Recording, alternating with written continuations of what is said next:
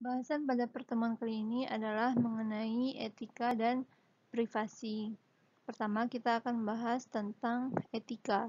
Etika merupakan prinsip benar dan salah pada seseorang dalam menentukan pilihan dalam memandu perilaku. Memutuskan apa yang benar atau salah tidak selalu mudah atau jelas. Untungnya ada beberapa kerangka kerja yang dapat membantu kita dalam membuat sebuah keputusan yang etis. Berikut beberapa framework mengenai etika. Yang pertama adalah the utilitarian approach, yang menyatakan bahwa aksi etika adalah yang menyediakan manfaat yang besar dan sedikit memberikan kerugian.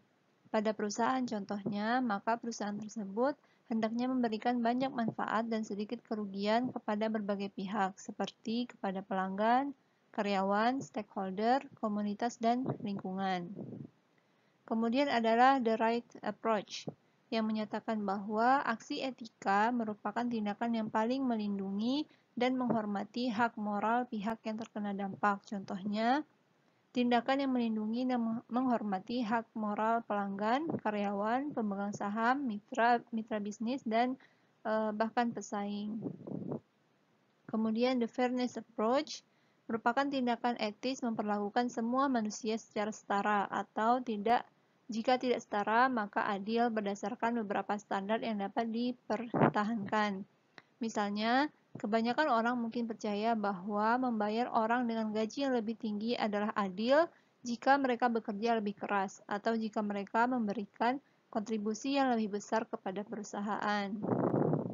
Kemudian yang terakhir adalah the common good approach.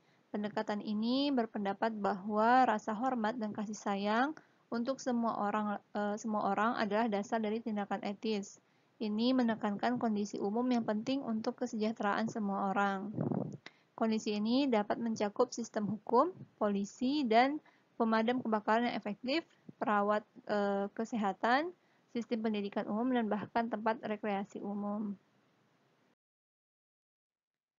Jika standar keempat tersebut dikombinasikan, maka akan terciptalah sebuah framework untuk etika, yaitu pertama, kenali masalah etika. Maka ada beberapa pertanyaan yang bisa kita pertanyakan. Misalkan, dapatkah keputusan atau situasi ini merusak seseorang atau beberapa kelompok? Kemudian, apakah keputusan yang kita buat ini melibatkan pilihan antara alternatif yang baik dan yang buruk?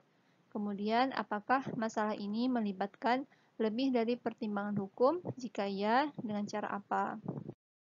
Kemudian, yang kedua adalah dapatkan fakta. Apakah ada fakta yang relevan dari situasi tersebut? Kemudian, apakah kita memiliki informasi yang cukup untuk membuat keputusan?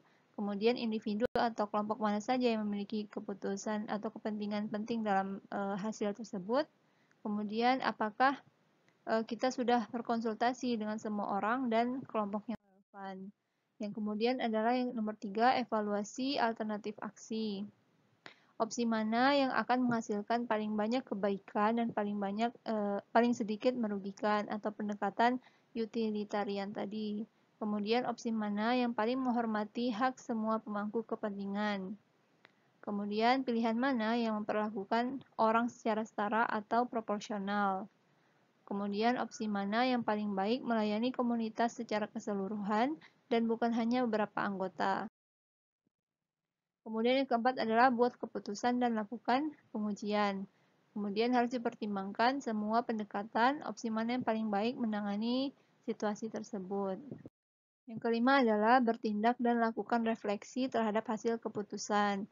Bagaimana kita dapat menerapkan keputusan yang kita buat dengan hati-hati dan memperhatikan semua pemangku kepentingan. Kemudian bagaimana keputusan yang kita buat, apakah akan berubah dan apakah kita harus mempelajari apa yang harus kita pelajari dari situasi khusus tersebut.